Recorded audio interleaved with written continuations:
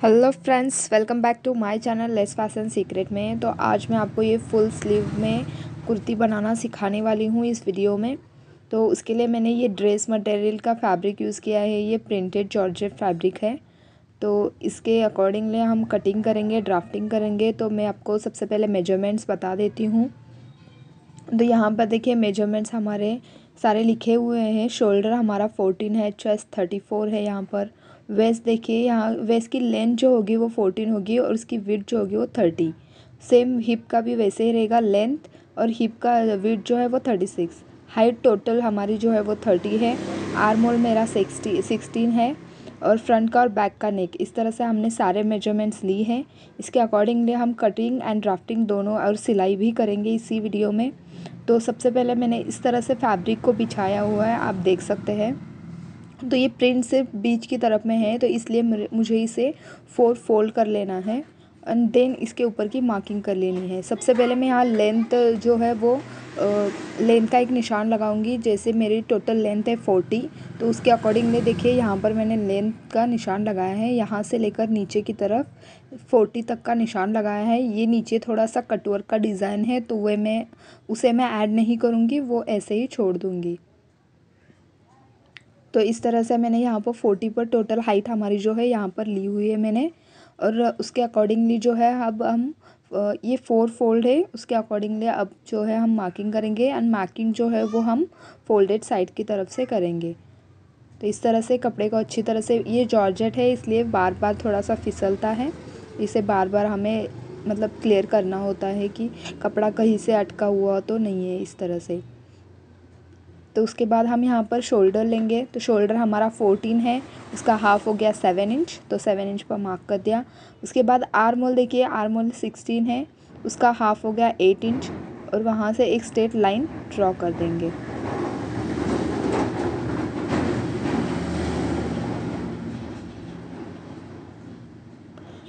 उसके बाद देखिए यहाँ पर हम चेस्ट लेंगे।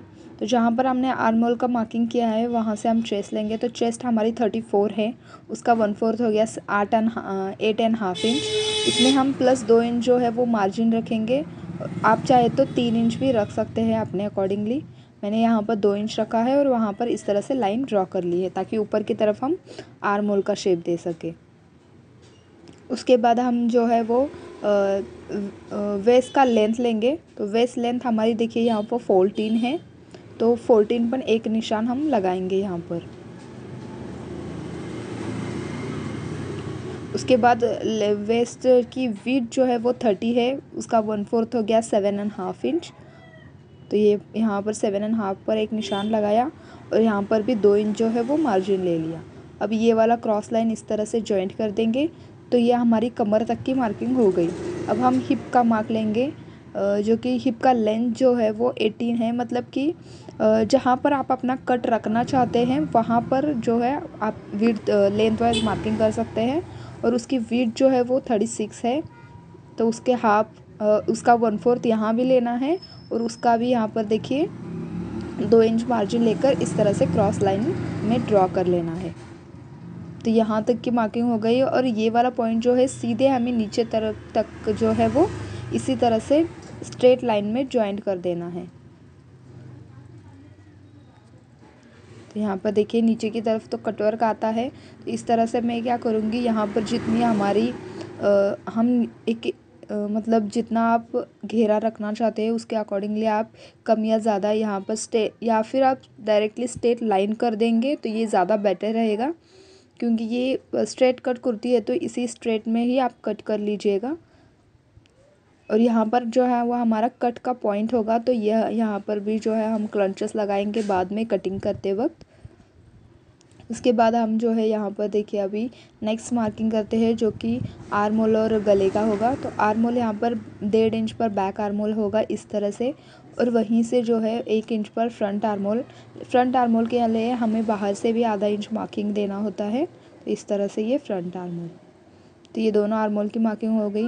फिर गले की, गला जो है वो मैं 2.5 इंच लूँगी यहाँ पर, और उसकी लेंथ जो है नीचे की तरफ आप अपने अकॉर्डिंगली कितना भी ले सकते हैं। तो मिनिमम मैं यहाँ पर 7 इंच तक एक मार्क करूँगी। और यहाँ से भी 2.5 इंच लेकर वहाँ पर एक बॉक्स बनाऊँगी इस तरह से, ताकि जो भी हम शेप दें इसके अंदर आए एंड शेप जो है वो अच्छी तरह से कट भी हो जाए। तो यहाँ पर मैंने इस तरह से वी शेप में ये गला, मतलब पान का जो शेप होता है लीव में, वैसे में ये मैंने ड्रॉ कर लिया। तो इस तरह से ये मार्किंग हो गई। अब हमें शोल्डर का लेना है यहाँ पर। तो यहाँ पे हमें क्या करना है, शोल्डर का हाफ जो तिरछापन होता है कंधे का, वो हमें 1/2 इंच पर यहाँ पर दे देनी है। तो इस तरह से ये पूरी कुर्ती की कटिंग जो है हमारी वो पूरी तरह से हो चुकी है। अब कटिंग करना है हमें, तो सबसे पहले हम क्या करेंगे, यहाँ पर नीचे से कट करते हुए ऊपर तक आएंगे, यहाँ पर क्लंच लगाएंगे एंड देन यहाँ से लेकर यहाँ तक कट करेंगे। फिर बैक आर्म होल कट करेंगे एंड कंधे का तिरछापन कट करेंगे। फ्रंट का गला एंड जो बैक का गला वो बाद में कटिंग कर लेंगे एंड आर्म होल भी जो फ्रंट का है वो हम बैक पार्ट निकालने के बाद कट कर लेंगे। तो यहाँ पर मैंने उसकी कटिंग कर ली है। ये मैंने लाइनिंग का कपड़ा लिया है, जो कि क्रेप लिया है मैंने, कॉटन का अस्तर नहीं लिया है यहाँ पर। तो इसके ऊपर जो हमने 2 पार्ट्स कट किए हैं वो दोनों पार्ट्स इसके ऊपर रखकर जो है इसकी भी हमें कटिंग कर लेनी है। तो यह हमारा अस्तर भी जो है वो कट हो जाएगा। तो स्लीव्स की कटिंग जो है वो आगे मैं दिखाऊंगी। तो इस तरह से देखिए ये फ्रंट पार्ट हो गया, जो कि मेन फैब्रिक था, ये लाइनिंग वाला फैब्रिक था। तो इसके ऊपर इस तरह से उल्टी साइड को रखना है हमें एंड गले के ऊपर से आप चाहे तो यहाँ पर पेपर कैनवास की पट्टी फोल्ड करके भी लगा सकते हैं, बट मैं डायरेक्टली बनाऊंगी। इस तरह से आपको एक स्टिच लगा देनी है एंड देन बाद में इसे फिर से वापस और पलट देना है और ये सारे साइड जो है वो एक एक स्टिच लेकर यहाँ पर क्लियर कर देना है, मतलब कि एक दूसरे को अटैच कर लेना है। तो देखिए यहाँ पर मैंने गला निकाल दिया। उसके बाद यहाँ पर एक एक स्टिच लेकर जो है ये मतलब अंदर का लाइनिंग का कपड़ा और मेन फैब्रिक जो है वो मैंने जॉइंट कर दिया। ये एक्स्ट्रा जो है वो हम बाद में कटिंग करेंगे इसकी।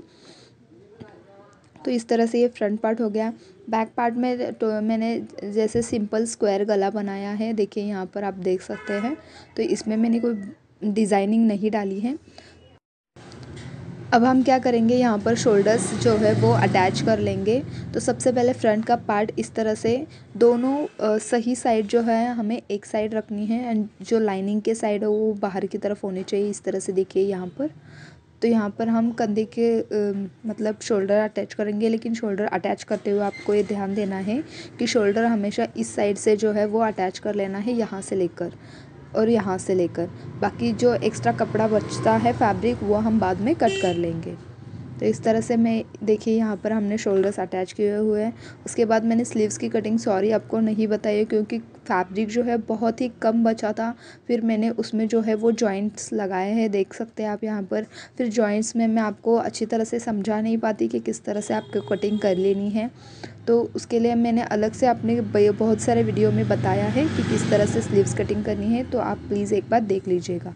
फिर इस तरह से हम जो है यहाँ पर स्लीव्स अटैच करेंगे और इस स्लीव्स की फ्रंट तरफ हम जो है वो इस तरह से डबल फोल्ड करके एक स्टिच लगा देंगे ताकि फ्रंट की फिनिशिंग हो जाए। उसके बाद हमें इस साइड देखिए यहाँ पर स्लीव्स को सेंटर से फोल्ड कर लेना है और हमारा शोल्डर का सेंटर है वहाँ से हमें स्लीव्स इस तरह से अटैच कर लेना है। स्लीव्स अटैच करते हुए भी हमें दोनों सही साइड एक साइड रखनी है। तो इस तरह से ये अटैच हो जाएंगे।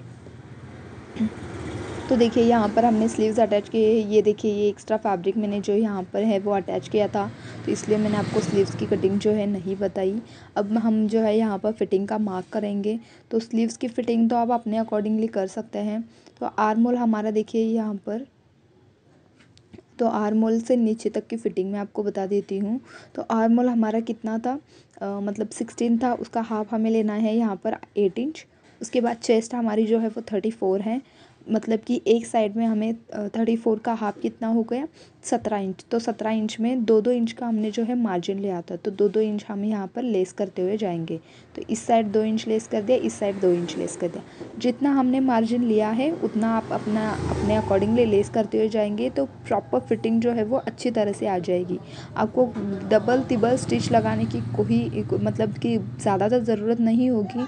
अगर आप सेफ्टी के लिए 1-2 एक्स्ट्रा स्टिच लगा सकते हो तो ठीक है, बट इसकी अगर जितना आपने मार्जिन लिया है उसके अकॉर्डिंगली अगर आप जब स्टिच लगाओगे तो आपको बार बार ट्राई करके फिर से स्टिच लगाने की ज़रूरत नहीं पड़ेगी।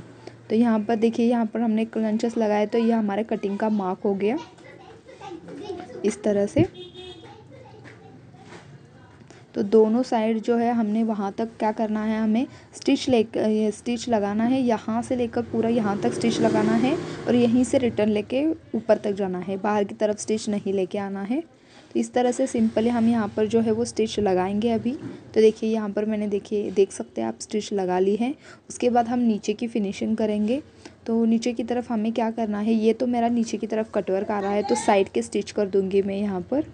तो साइड के लिए हमें क्या करना है, जैसे हमारी किसी भी नॉर्मल कुर्ती में होती है इस तरह से आपको क्या करना है, डबल फोल्ड करके यहाँ से लेकर यहाँ तक स्टिच लगानी है। ये बैक का पार्ट है तो यहाँ पर भी इस तरह से डबल फोल्ड करते हुए हमारे जो बैक पार्ट के तीनों कॉर्नर्स हैं, डबल फोल्ड करके जो है वो तीनों साइड बैक के एंड तीनों साइड फ्रंट के आपको जो है वो कर लेना है। तो यहाँ पर देखिए इस तरह से। बट ये पट्टी जो है आप थोड़ी ब्रॉड ले सकते हैं या पतली ले सकते हैं, यहाँ पर आप पाइपिंग भी कर सकते हैं। उसके बाद कुर्ती का फाइनल लुक जो है वो मैं आपको दिखा